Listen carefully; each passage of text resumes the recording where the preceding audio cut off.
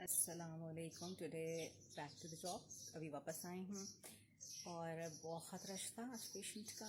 اچھا تھوڑی سی بات کروں گی. میں نے ابھی ایک پوسٹ شیئر کی جس پہ ڈویٹ کیا, مجھے بڑا اچھا لگا. انہوں نے بالکل صحیح کہا کہ جو آپ صدقات اب آپ دیتے ہیں, دیکھیں جو لوگ غلط طریقے سے پیسے کماتے ہیں ان کے غلط طریقے سے پیسے لگتے ہیں, کیونکہ اللہ ان کو ثواب نہیں دینا چاہتے.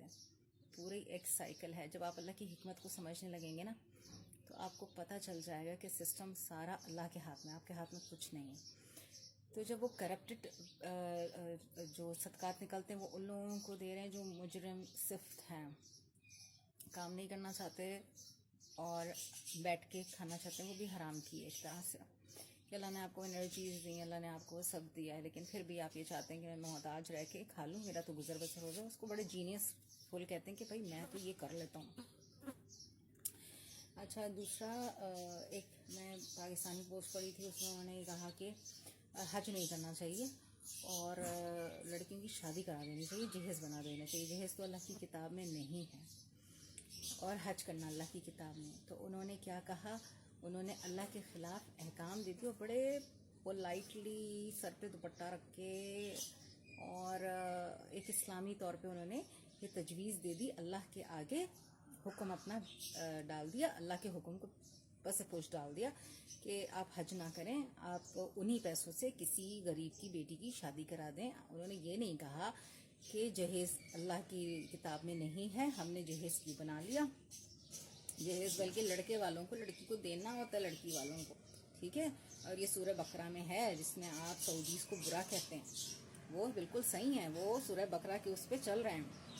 آپ ہندوازم کو, آپ نے ہندوازم کو پروموٹ, اتنے سارے اسپیکر ہیں جہیز کے خلاف نہیں بولیں گے. بھائی کیوں نہیں بولیں گے؟ کیونکہ ان کو اس کے پیسے نہیں ملتے, وہ اس سے پیسہ کھا رہے ہیں. سورہ شورہ میں ہر ایک نبی نے کہا کہ میں اس تبلیغ پہ آپ سے کوئی پیسے نہیں لیتا.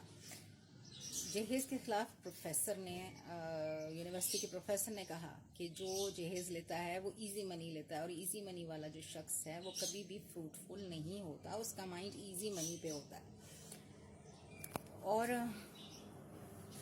تو جہیز کے خلاف آپ نے بات نہیں کی. آپ نے کیا کہا, آپ نے کہا کہ بھائی آپ اللہ کے راستے میں, جبکہ اللہ کا وعدہ ہے کہ تم میرے راستے میں تم آؤ گے, آپ لوگ آؤ گے میرے راستے میں آؤ گے, میں اس سے 10 ٹائمز آپ کو دوں گا, جتنا آپ خرچ کرو گے اس کو 10 ٹائم میں آپ کو دوں گا. تو آپ نے کہا کہ نہیں, آپ 10 ٹائم اللہ کے وعدے پہ نہ جائیں کیونکہ آپ کے اللہ ایمان نہیں ہے نا آپ کو.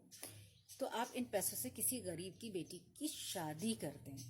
تو رسول اللہ صلی اللہ علیہ وسلم نے کہا کہ تم میں سے بہترین نکاح وہ ہے جس پہ بیٹی کے باپ کے اوپر 3 کے برابر بھی بوجھ نہ ہو. نکاح کتنا آسان ہے. تو آپ نے شادی مشکل کر دی, اور اب آپ تجویز یہ دے رہے ہیں کہ اللہ کی راہ میں بالکل خرچ نہ کرو, اس کا ثواب تمہیں یعنی نہیں, اس کا کوئی ثواب نہیں ہے. جہیز ختم کرنے پہ ثواب ہے, جہیز دینے پہ کوئی یہ آپ نے خود گڑی ہوئی باتیں, اس پہ ثواب ہے یا نہیں اللہ نوز بیسٹ, پر نہیں ہے. جو چیز اللہ کے خلاف ہے اس پہ گناہ ہے. یہ سسٹم کو ختم کریں. میں نے آج تک کسی اسپیکر کو جان لگا کے نہیں دیکھا کہ جہیز ایک لعنت ہے, ختم کرو, جو جہیز لے رہا اس پہ سر اڑا دو. میں نے تو نہیں دیکھا. چلیں سر نہ اڑائیں, یہ چیز تو میں اپنی طرف سے کچھ نہیں کر رہی, لیکن کبھی غصہ نہیں دیکھا, اشتعال نہیں دیکھا. ہاں یہ دیکھا کہ چندہ کر دو, این جی اوز کو سپورٹ کرنا چاہیے, لڑکیوں کو جہیز دے کے ان کی شادی کرا دینی چاہیے. لعنت کو کیوں نہیں ختم کر رہے, لعنت کو سینے سے لگا کے رکھا ہوا ہے. پھر اللہ سے کیوں شکوے کرتے ہیں.